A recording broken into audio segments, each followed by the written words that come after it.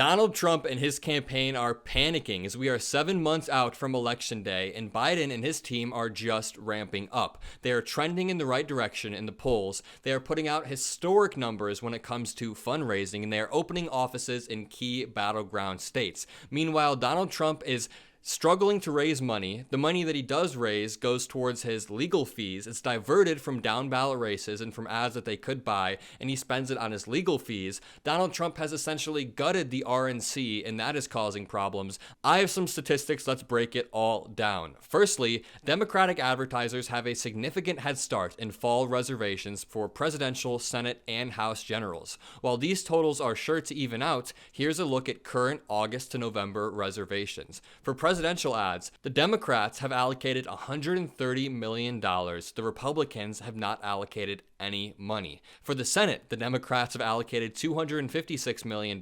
Republicans have allocated $129 million.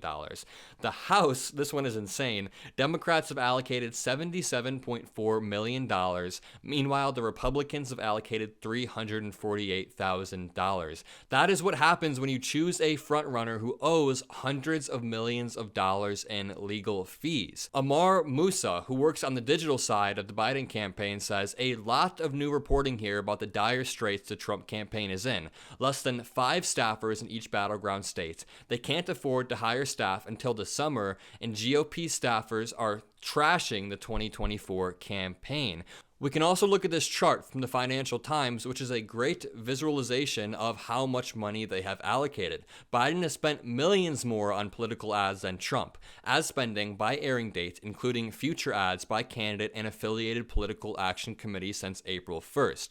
Trump are these little red spikes down here. I mean, in January, they have a lot of stuff allocated, but if you look at October, Biden is absolutely killing it. They have ramped up. They have allocated tens of millions of dollars towards October ads already, which makes it more expensive for the Trump campaign when they decide to pull the trigger on similar spaces in similar time. And most of these figures are coming from this really interesting NBC article that is making waves on social media. It's titled, "Biden is building a behemoth of a campaign. Trump at this point seems to be playing catch up." Under that it says, Biden is flush with cash and opening campaign offices across the country, but he has struggled to overcome Trump and his more meager campaign in the polls. And before I read this article and instill you guys with some hope, just remember that Hillary Clinton outspent Donald Trump back in 2016, and she still lost narrowly. So we cannot get complacent. We have to be out there registering voters, spreading the word about Project 2025, phone banking, making sure people you know have a ride to the polls on that day. This is not an election to get complacent. And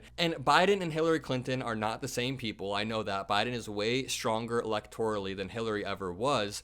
But we need to be making sure that we cement this win. So the article reads, President Joe Biden has been scooping up record-making donations and plowing the money into an expanding campaign operation in battleground states that appears to surpass what Donald Trump has built thus far. Flush with $71 million in cash at the end of February, more than twice that of Trump's campaign, Biden parlayed his fundraising advantage into a hiring spree that now boasts 300 paid staffers across 9 states and 100 offices in parts of the country that will decide the 2024 election, according to details provided by the campaign.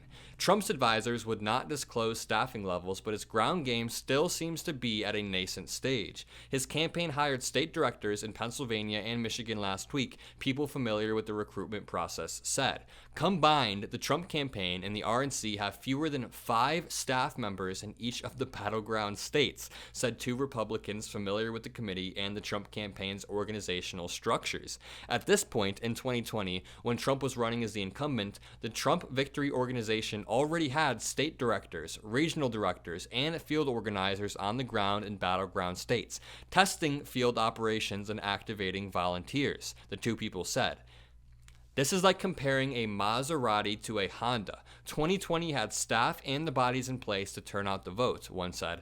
This current iteration is starting from ground zero. We're 7 months out from the election. It makes no sense and puts them at a huge disadvantage to Biden, who is staffing up in droves. The start of the general election campaign illustrates how Trump and Biden are waging different bets on the path to victory in November. Beset by low approval ratings, Biden's view is that a muscular campaign operation will impress upon voters that he has championed popular policies and will propel them to completion if reelected, his advisors said. The question is whether brick-and-mortar offices and phone banks will be enough to overcome nagging doubts about his age and fitness. Trump faces a different predicament. His political strength has always been rooted more in an emotional bond with his loyal base than in any political apparatus. He's running strong in the polls, but is awash in dramas, distractions, and several ongoing trials. A chunk of pro-Trump fundraising goes towards legal fees. Next week, his first criminal trial is set to begin. Since taking over the RNC last month, his team jettisoned dozens of staff members, saying that they could reapply for their jobs. Both camps say they're confident about their prospects, even as their allies on the ground are more guarded. In the latter half of March, after both Biden and Trump became their party's presumptive nominees, the Biden campaign spent $5.4 million on advertising in Arizona, Georgia, Michigan, Nevada, Pennsylvania, and Wisconsin, according to Ad Impact, which tracks campaign spending. By contrast, the Trump campaign spent $34,000 in one state, Georgia, which he narrowly lost in 2020. The article goes on about how the Biden team is confident that their strategy will pay off. I'll link the article in the description below so you can read it, but this just goes to show Biden is in a great spot. Donald Trump is not. He is going from court case to court case. He looks beat up in his speeches, and honestly, I think if you put Biden and Trump next to each other on a stage, Biden will be able to run circles around him. My name is Mockler. If you want me to make more videos breaking down this upcoming election, make sure to leave a like, make sure to comment a blue heart, and subscribe, and make sure you have a great day.